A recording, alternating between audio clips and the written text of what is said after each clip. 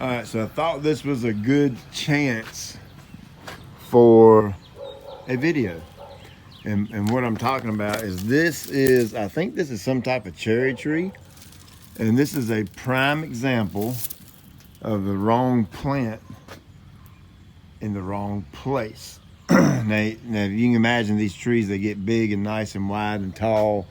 And they need to fill out and become mature and grow and be really big.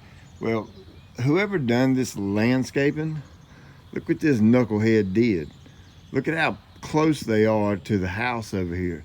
And what that's done is this tree, as it grows and matures, it's now encroaching into the house, or it's getting too close to the house, and it's just in the wrong place.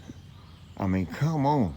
Really? Why would you plant a freaking tree this close to a house? And now over the years that it's grown and matured and got big and trying to spread out, well, it's hitting the house.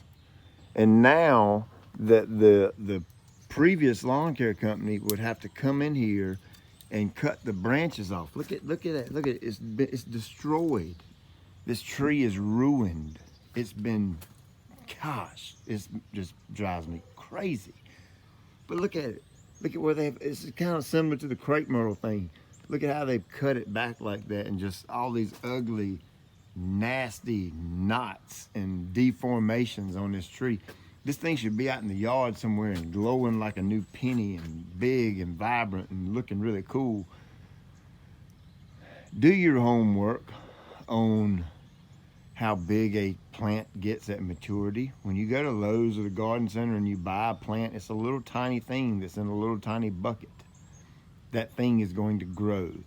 Make sure you understand how big it's going to get when it reaches maturity.